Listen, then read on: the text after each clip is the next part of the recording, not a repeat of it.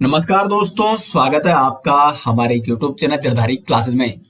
दोस्तों, Indian history का आज ये 10वां लेक्चर है और आज हम यहाँ पे इंडियन हिस्ट्री में मौर्योत्तर काल के बारे में पढ़ेंगे। मौर्योत्तर काल का मतलब होता है कि मौर्य काल के बाद यहाँ पे कौन कौन से वंशों का शासन रहा है, कौन कौन से राजाओं ने मौर्य काल के बाद यहाँ पे शासन किया है, इसके बारे में हम इस वीडियो में जानने का प्रयास करेंगे। अब देखो, अभी तक हम इससे पहले मौर्य काल पढ़ चुके हैं और मौर्य काल में मौर्य वंश के जितने भी शासक हुए, जितने भी मुख्य मुख्य शासक हुए, उनके बारे में हम जान चुके हैं। और मौर्यकालीन सामाजिक व्यवस्था किस प्रकार की थी, आर्थिक व्यवस्था कैसी थी, प्रशासनिक व्यवस्था किस प्रकार इनकी चलती थी, ये हम पहले ही डिस्कस कर चुके हैं। अब मौर्य काल में हमने पढ़ा था कि मौर्य काल का जो अंतिम शासक था वो था बृहदत्त। और बृहदत्त के समय क्या होता है कि देखो, मौर्य काल का जो सबसे महान शासक हुआ, एक तो संस्थापक चंद्रगुप्त मौर्य और एक हुआ अशोक। अशोक की जब मृत्यु हो जाती है तो अशोक के बाद कोई ऐसा प्रतापी राजा मौर्य वंश में नहीं होता है जो इतने बड़े साम्राज्य को संभाल सके। अशोक के समय अगर हम बात करें मौर्य साम्राज्य की, तो अशोक के समय इस प्रकार ये फैला हुआ था, इतना बड़ा साम्राज्य था। मैंने आपको कई बार मैप के माध्यम से ये बता दिया है। यहाँ से हिंदुकुश पर्वत, ये सौराष्ट्र हो गया, ये कर्नाटक हो गया। तो इस प्रकार ये पूरा साम्राज्य, मौर्य साम्राज्य फैला हुआ था। ये था अशोक के समय। लेकिन जैसे ही अशोक की मृत्यु हो जाती है तो बहुत सारे यहाँ पे जो छोटे छोटे प्रांत थे वो अलग अलग होने लग जाते हैं। विशेष तौर पर देखो, जो कलिंग प्रांत था, ये अशोक ने जीता हुआ था। ये कलिंग प्रांत भी बृहदत्त के शासन काल के दौरान अलग हो जाता है। और ऐसे ही बहुत सारे अन्य प्रांत यहाँ पे अलग हो जाते हैं, क्योंकि अशोक के बाद ऐसा कोई भी प्रतापी शासक नहीं था जो इतने बड़े साम्राज्य को संभाल सके। और अंत में होता क्या है कि जो बृहदत्त था, इसका सेनापति था, इसका नाम था पुष्यमित्र शुंग। ये पुष्यमित्र शुंग करता क्या है, इस बृहदत्त की हत्या कर देता है। पुष्यमित्र शुंग ने अंतिम मौर्य शासक बृहदत्त की हत्या की और यहाँ पे एक नए राजवंश का उदय होता है जिसका नाम क्या था, शुंग वंश। तो पुष्यमित्र शुंग ने शुंग वंश की स्थापना की। तो आज हम यहाँ पे शुंग वंश हो गया, फिर हम यहाँ पे कर्ण वंश और सातवाहन वंश के बारे में जानने वाले हैं। ये तीनों वंश आज हम इसी वीडियो में कवर करने वाले हैं। मौर्योत्तर काल के, यानी मौर्य काल के बाद, मौर्य वंश के बाद इन तीनों वंशों का यहाँ पे उदय होता है। अब यहाँ पे मैप के माध्यम से मैं आपको समझाऊंगा कि शुंग वंश और जो आपके सातवाहन वंश है ये कहाँ कहाँ था। इसको थोड़ा जूम कर लेते हैं और उससे आपको अच्छे से यहाँ पे समझ में आ सकेगा। ये देखो, ये है आपका शुंग एम्पायर।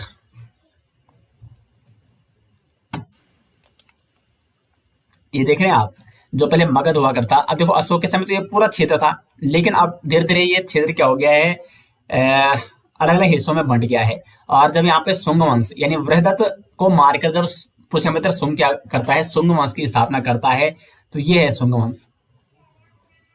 इतने छोटे क्षेत्र पर, मतलब क्षेत्र छोटा नहीं है, लेकिन अशोक के कंपेयर में, जो मौर्य साम्राज्य था उसके कंपेयर में ये बहुत छोटा क्षेत्र है। ये है शुंग एम्पायर।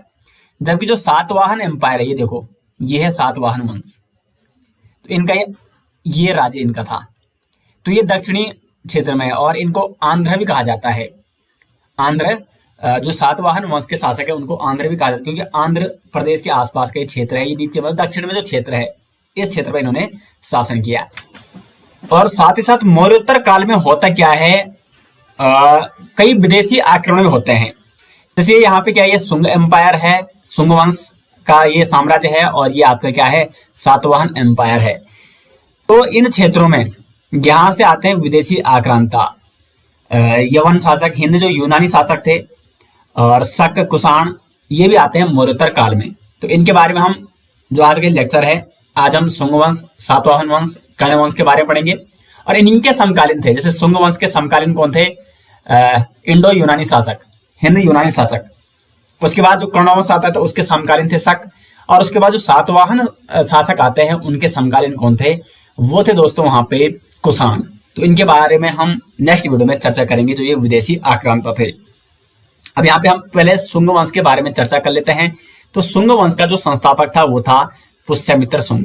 इसने शुंग वंश की नींव डाली और इसने क्या किया, ये जो पुष्यमित्र शुंग था ये किसका सेनापति था, वृहदत्त का। वृहदत्त जो कि अंतिम मौर्य सम्राट था, अंतिम मौर्य शासक था। और अंतिम मौर्य शासक वृहदत्त की हत्या कौन करता है? उसका सेनापति पुष्यमित्र शुंग। और इस प्रकार ये यहाँ पे शुंग वंश की नींव डालता है और ये है यहाँ पे शुंग वंश का साम्राज्य। तो कितना छोटा हो गया है, जबकि अशोक के समय मौर्य साम्राज्य के दौरान बहुत बड़ा साम्राज्य हुआ करता था। मौर्य वंश के जो जितने राजा थे, जैसे अशोक के समय विशेष तौर पर काफी साम्राज्य फैला हुआ था, लेकिन उसके बाद कोई ऐसा प्रतापी शासक न होने के कारण ये क्षेत्र अलग अलग हिस्सों में, अलग अलग भागों में विभाजित होता गया, अलग अलग छोटे छोटे प्रांतों में ये विभाजित हो गया था। अब ये पुष्यमित्र शुंग था, इसने मगध साम्राज्य, क्योंकि देखो मगध में ही इसने क्या किया, मौर्य वंश के जो राजा थे वो कहाँ शासन कर रहे थे? मगध में शासन कर रहे थे। तो इसने मगध की राजधानी कहाँ बनाई? विदिशा। विदिशा कहाँ है? मध्य प्रदेश का एक क्षेत्र है। तो पुष्यमित्र शुंग जो कि संस्थापक है शुंग वंश का, उसने अपनी राजधानी विदिशा को बनाया। और इसके समकालीन कौन से विदेशी आक्रांता थे? वो थे हिंद यूनानी शासक। हिंद यूनानी शासक अर्थात इसके साम्राज्य पर, इसके राज्य पर आक्रमण किसका होगा? हिंद यूनानी शासकों का आक्रमण होगा। तो देखते हैं कौन कौन से यवन, कौन कौन से यूनानी शासकों ने इसके राज्य पर आक्रमण किया, इसके समय आक्रमण किया। तो जो पुष्यमित्र शुंग है, इसके काल में विदेशी आक्रमण हुए थे, यवन आक्रमण। और किन यवन आक्रमण, कौन थे वो यवन आक्रांता? वो थे इंडो यूनानी शासक। तो इंडो यूनानी शासक मिनांडर को पुष्यमित्र शुंग ने पराजित किया था। मिनांडर ने पुष्यमित्र शुंग पर आक्रमण किया था, इसके राज्य पर आक्रमण किया था, लेकिन पुष्यमित्र शुंग ने इस आक्रमण को विफल कर दिया, मिनांडर को पराजित कर दिया था। उसके बाद ये जानकारी मिलती है कि पुष्यमित्र शुंग ने अपने शासनकाल के दौरान 2 अश्वमेध यज्ञ करवाए। और जब ये 2 अश्वमेध यज्ञ करवा रहा था, ये अश्वमेध यज्ञ किसने कराए थे? ये कराए थे पतंजलि ने। और इस अश्वमेध यज्ञ के दौरान इसका युद्ध होता है कलिंग के शासक के साथ। कौन था वो कलिंग शासक? तो ये था कलिंग शासक खारवेल। खारवेल के एक अभिलेख के बारे में आपको पिछली वीडियो में बताया था, हाथी गुम्फा अभिलेख। वो किसका है? कलिंग शासक खारवेल का।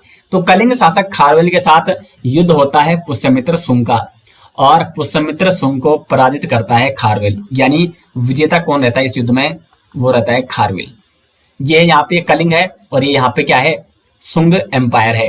तो कलिंग यहाँ से आक्रमण करता है और मतलब इन दोनों के मध्य जो युद्ध होता है, इसमें खारवेल विजित होता है, जो कि एक कलिंग शासक था। उसके बाद जो ये पुष्यमित्र शुंग था, ये ब्राह्मण था। यहाँ पे आपको देखना होगा कि इसलिए इसको ब्राह्मण वंश भी कहा जाता है। शुंग वंश को क्या कहा जाता है? ब्राह्मण वंश भी कहा जाता है। और एक ब्राह्मण था और इसके शासनकाल के दौरान हिंदू धर्म का प्रसार मतलब काफी बढ़िया था, लेकिन बौद्ध धर्म का इतना ज्यादा प्रसार नहीं हो पाया था। लेकिन ये बौद्ध धर्म का विरोधी बिल्कुल नहीं था, क्योंकि इसने ये जानकारी मिलती है कि एक तो इसने बरहूत स्तूप कहाँ है? ये आपका मध्य प्रदेश में, क्योंकि देखो राजधानी इसकी कहाँ है? विदिशा मध्य प्रदेश में है। तो बरहूत स्तूप मध्य प्रदेश में किसने बनाया था? तो वो बनाया था पुष्यमित्र शुंग ने। मोस्ट इंपोर्टेंट आप दोस्तों इसको कर सकते हैं कि मध्य प्रदेश में जो बरहूत स्तूप है बौद्ध धर्म से संबंधित, इसका निर्माण किसने करवाया था? पुष्यमित्र शुंग ने इसका निर्माण करवाया था। और साथ साथ इसके शासनकाल के दौरान संस्कृत भाषा का पुनरुत्थान हुआ था, क्योंकि ब्राह्मण था। तो संस्कृत भाषा का पुनरुत्थान भी किसके शासनकाल के दौरान हुआ था? पुष्यमित्र शुंग के शासनकाल के दौरान। उसके बाद पुष्यमित्र शुंग के बाद शुंग वंश का जो शासक बनता है, उसका नाम था अग्निमित्र। अग्निमित्र ये पुष्यमित्र शुंग का पुत्र था। और अग्निमित्र और मालविका की प्रेम गाथा, ये काफी प्रचलित प्रेम गाथा हुई थी, और इसका विवरण मिलता है कालिदास द्वारा रचित मालविकाग्निमित्र यानी मालविका और अग्निमित्र की प्रेम गाथा। तो मालविकाग्निमित्र की रचना किसके द्वारा की गई है? कालिदास द्वारा रचित है मालविकाग्निमित्र, जिसमें मालविका और अग्निमित्र की प्रेम कहानी या प्रेम गाथा का वर्णन देखने को मिलता है। तो ये यहाँ से इंपॉर्टेंट क्वेश्चन बन सकता है। उसके बाद यहाँ पे एक और पॉइंट आपको नोट करना है कि जो ये पुष्यमित्र शुंग था, इसके शासनकाल के दौरान इसके राज्य में एक विदेशी राजदूत आया था। उस विदेशी राजदूत का नाम था, विदेशी राजदूत, इसका नाम था होलियोडोरस। होलियोडोरस। और ये कहां का था? तो ये था यूनानी राजदूत, यूनानी शासक अंतिपाल का ही राजदूत था। अंतिपाल यूनानी शासक।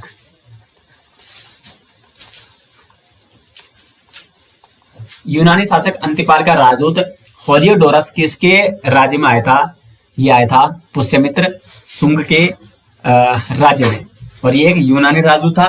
और इसने क्या किया था? जब ये यहाँ पे आया था तो यहाँ पे उसमें भगवत धर्म का प्रचार प्रसार काफी बढ़ रहा था। भगवत धर्म यानी वैष्णव धर्म आप इसे कह सकते हैं, विशेष तौर पर जिसमें विष्णु भगवान कृष्ण की पूजा होती है और हिंदू धर्म का एक अभिन्न हिस्सा है। हिंदू धर्म आप इसे कह सकते हैं। तो भगवत धर्म उससे उस समय कहा जाता था। तो भागवत धर्म से इसको काफी लगाव हो जाता है, जिसके कारण क्या करता है, अंत में इसने मध्य प्रदेश विदिशा में गरुड़ स्तंभ की स्थापना की। तो मध्य प्रदेश के विदिशा में गरुड़ स्तंभ की स्थापना किसने की थी? इसी होलियोडोरस ने, क्योंकि ये काफी प्रभावित हो गया था भागवत धर्म से और इसने अंत में भागवत धर्म अपनाया था। तो किस यूनानी राजदूत ने भागवत धर्म अपनाया था? होलियोडोरस, जो कि अंतिपाल का राजदूत था। और ये किसके राज्य में आया था? ये आया था आपका पुष्यमित्र शुंग के राज्य में। तो शुंग वंश का उसके बाद जो अंतिम शासक होता है उसका नाम था देवभूति। शुंग वंश का अंतिम शासक इसको कहा जाता है। अब देखो अन्य महत्वपूर्ण फैक्ट हो जो शुंग वंश के शासनकाल के, वो है शुंग वंश के राजा ब्राह्मण थे। ये मैंने आपको पहले ही बता दिया है। शुंग वंश में संस्कृत भाषा का पुनरुद्धार हुआ था और शुंग काल में यूनानी शासक एंटियालकिड्स या इसको एंतियाल भी कहा जाता है, तो उसका राजदूत हेलियोडोरस आया था, जिसने अंत में भागवत धर्म अपनाया था और मध्य प्रदेश के विदिशा में जहां पे शुंग वंश के राजाओं की राजधानी थी वहां पे इसने गरुड़ स्तंभ की स्थापना की। और जो ये देवभूत था इसकी हत्या किसने की?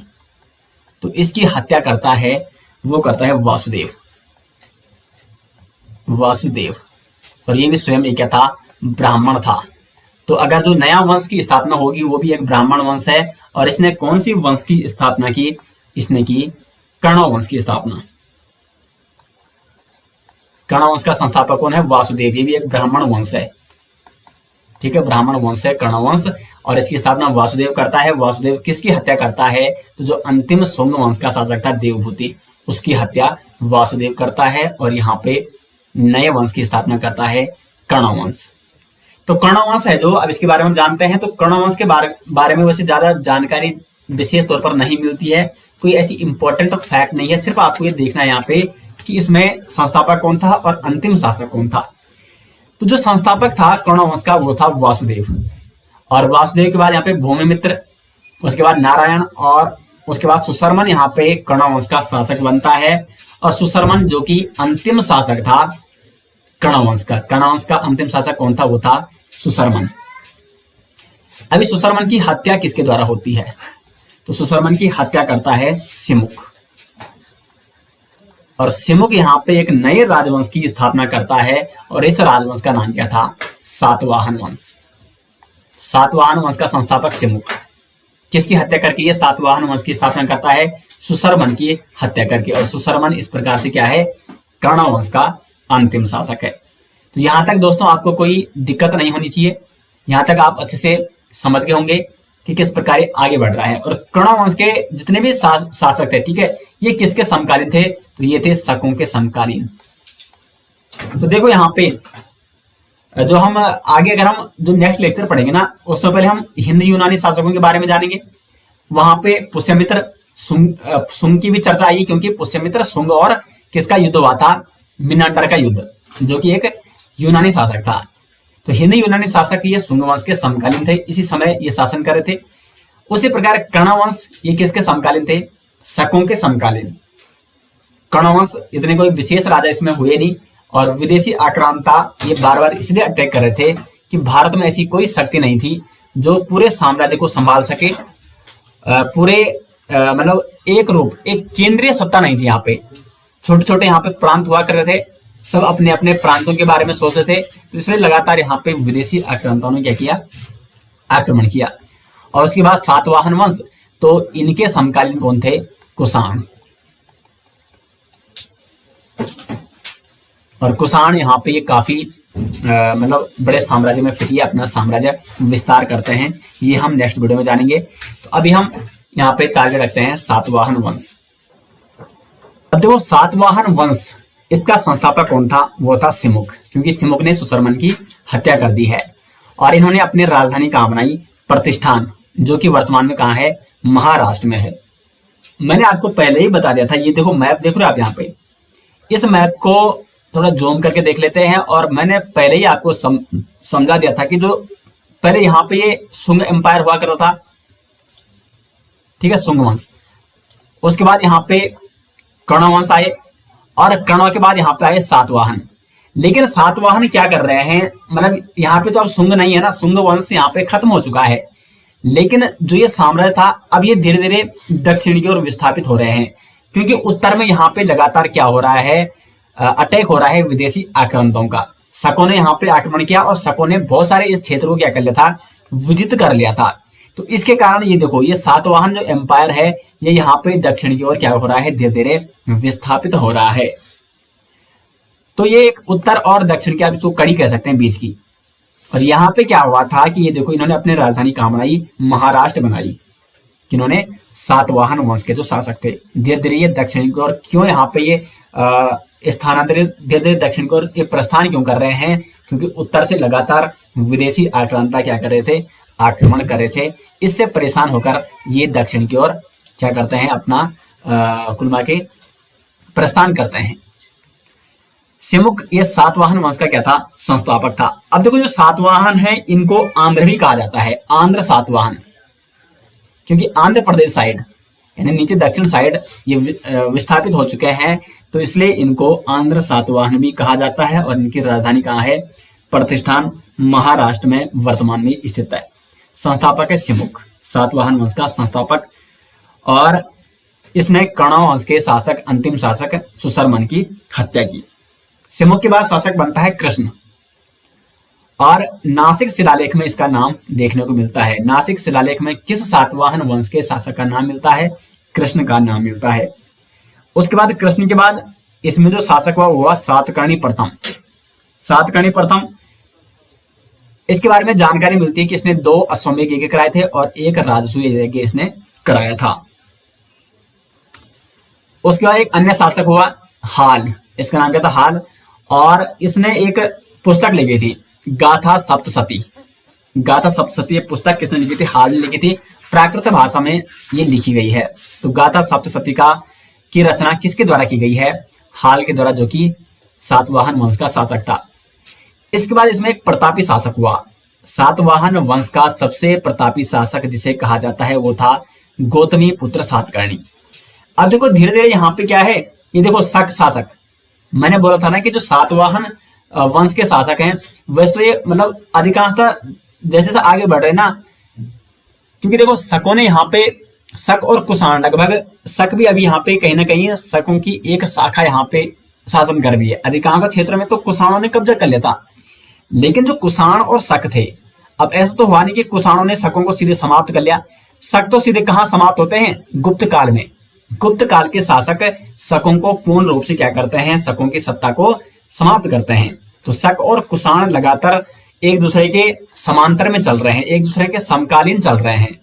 किसी क्षेत्रों पर कुषाणों का अधिकार है, किसी क्षेत्रों पर शकों का अधिकार है। तो शकों की लगभग भारत में 5 शाखाएं हुआ करती थी, ये आपको ध्यान रखना है, ठीक है। तो कुषाण भी अभी यहाँ पे भारत में शासन कर रहे हैं, शक भी भारत के कुछ हिस्सों में शासन कर रहे थे। शकों की 5 यहाँ पे शाखाएं हुआ करती थी। इसके बारे में फिर हम अगली वीडियो में डिटेल्स में चर्चा करेंगे यहाँ पे। तो गौतमी पुत्र सातकर्णी के शासन काल के दौरान क्या हुआ, एक शक शासक थे नहपान, ये आक्रमण कर देते हैं, लेकिन नहपान पराजित हो जाते हैं। तो शक शासक नहपान को पराजित करने वाला शासक था गौतमी पुत्र सातकर्णी। और इसका जो साक्ष्य मिलता है, ये साक्ष्य इंपॉर्टेंट है, इसका साक्ष्य मिलता है जोगलथम्बी। जोगलथम्बी में एक अभिलेख है, वहां से इसका साक्ष्य मिलता है कि नहपान ने आक्रमण किया था। ये एक शक शासक था, इसने आक्रमण किया था गौतमीपुत्र सातकर्णी पर, और जिसमें नहपान पराजित हो जाता है। और ये कहाँ है? नासिक, महाराष्ट्र में। ऐसे ही छोटे छोटे क्वेश्चन दोस्तों एग्जाम में पूछे जाते हैं। जोगलथम्बी ये कहाँ है? नासिक, महाराष्ट्र में है। उसके बाद यहाँ पे एक अन्य शासक है वशिष्ठ पुत्र पुलुमावी। इस पर आक्रमण किसने किया था? शक शासक रुद्रदामन ने। ये काफी प्रतापी शक शासक था रुद्रदामन। इसके बारे में हम डिटेल्स में जानेंगे जब हम शंख वंश आपको पढ़ाएंगे। तो रुद्रदामन ये काफी प्रतापी शासक हुआ करता था, शक शासक था, और इसने वशिष्ठ पुत्र पुलुमावी पर आक्रमण करके इसको पराजित किया था। लेकिन बाद में इनमें क्या हो जाता है? मैत्री हो जाती है, वैवाहिक संबंध। वैवाहिक संबंध ये आपस में स्थापित करते हैं, और जिसके कारण ये रुद्रदामन इसके राज्य को जीत कर भी क्या नहीं करता है? उसका नाश नहीं करता है, क्योंकि इनके बीच वैवाहिक संबंध स्थापित हो जाते हैं, मित्रता हो जाती है। अब यहाँ पे कुछ अन्य महत्वपूर्ण तथ्यों के बारे में जान लेते हैं सातवाहन वंश से संबंधित। तो सातवाहन युग के जो शासक थे, सबसे महत्वपूर्ण क्वेश्चन जो बनता है, ये जो जितने मैंने पॉइंट लिखे ना, ये काफी इंपॉर्टेंट है, इनको आपको अच्छे से नोट करना है। तो शीशे के सिक्के इन्होंने चलवाए थे। शीशे के सिक्के चलवाने वाले कौन से शासक थे? वो थे सातवाहन शासक। तो सातवाहन वंश के शासकों ने शीशे के सिक्के चलवाए। उसके बाद ब्राह्मणों को भूमि दान देना इन्होंने शुरू किया था। और सामंती व्यवस्था यहां से शुरू हो गई थी। सामंती व्यवस्था का मतलब होता है कि राजा क्या करता था? जो उसके अधिकारी होते थे, राज्य अधिकारी, उनको भूमि देता था, यानी वेतन के बदले भूमि दान। और कुल मिला के वो भूमि उसी की हो जाती है, उस सामंत की। और ये सामंत फिर क्या होता? इसके पास कई बार क्या होता थी, बहुत ज्यादा भूमि हो जाती थी। तो ब्राह्मणों को भूमिदान देने की प्रथा शुरू की। सामंती व्यवस्था यहां से शुरू होती है। लेकिन ब्राह्मणों को भूमिदान और जो सामंती व्यवस्था, ये अपने चरम पर कहां पहुंचती है? गुप्त काल में पहुंचती है। उसके बाद सातवाहनों में मात्र सत्तात्मक व्यवस्था थी। अब देखो, मात्र सत्तात्मक व्यवस्था का मतलब आप समझो पहले। मात्र सत्तात्मक व्यवस्था का मतलब ये नहीं है कि जो मुखिया है वो माता होगी, या मुखिया क्या होगी? महिला होगी। मुखिया तो यहाँ क्या है? पुरुष ही है। जो तंत्र है, जो राजतंत्र है, वो पुरुष सत्तात्मक है, यानी जो सत्ता संभाल रहे हैं वो तो पुरुष ही है। देखो, गौतमी पुत्र ये सातकर्णी क्या है? पुरुष है। हाल ये पुरुष है। सातकर्णी प्रथम पुरुष है। पुलुमावी क्या है? ये पुरुष है। लेकिन एड्रेस, जो पता पूछा जाता, पता किसकी पहचान पर आधारित था? वो था माता, यानी महिला। देखो, इन्होंने अपना नाम कैसे रखा है? गौतमी पुत्र सातकर्णी, यानी अपनी जो नाम की पहचान है वो अपनी माता के नाम से है। जैसे आज आपसे जो एड्रेस पूछता है तो आप अपने पिता का नाम बताते हैं, यानी ये पितर सत्तात्मक व्यवस्था है। लेकिन सातवाहन वंश के जो शासक थे, इनके नाम कैसे? देखो, गौतमी पुत्र सातकर्णी, यानी गौतमी पुत्र का है, इसके पिता का नाम हमें पता नहीं है। पुलमावी, ये है वशिष्ठ पुत्र, ये वशिष्ठ का क्या है? पुत्र है। तो इस प्रकार यहाँ पे मात्र सत्तात्मक व्यवस्था देखने को मिलती है। और सामंती व्यवस्था इन्होंने शुरू की थी सातवाहन शासकों ने। तो यहाँ पे दोस्तों ये मौर्योत्तर काल, जिसमें हमने 3 वंश विशेष तौर पर यहाँ पे शुंग वंश, कर्ण वंश और सातवाहन वंश के बारे में जानकारी प्राप्त की। और नेक्स्ट जो लेक्चर होगा उसमें हम विदेशी आक्रमणों के बारे में, मौर्योत्तर काल में जो विदेशी आक्रमण हुए, यूनानी आक्रमण, हिंदू यूनानी आक्रमण, शक और कुषाण आक्रमण, इनके बारे में चर्चा करने वाले हैं। तो दोस्तों प्रॉपर रूप से हम यहाँ पे लगातार इंडियन हिस्ट्री, यहाँ पे लगातार ये जो हमारी सीरीज चल रही है, प्रत्येक topic wise step by step हम इसको आगे लेके चल रहे हैं। तो लगातार आपको सपोर्ट करना है। अगर आपको वीडियो अच्छी लगती है तो लाइक और शेयर जरूर करें। अधिक से अधिक इन वीडियोस को शेयर करने की कोशिश जरूर करें। और अगर आपको वीडियो पसंद आती हो तो कमेंट बॉक्स में राय जरूर दें। मिलते हैं दोस्तों नेक्स्ट साथ, तब तक के लिए धन्यवाद।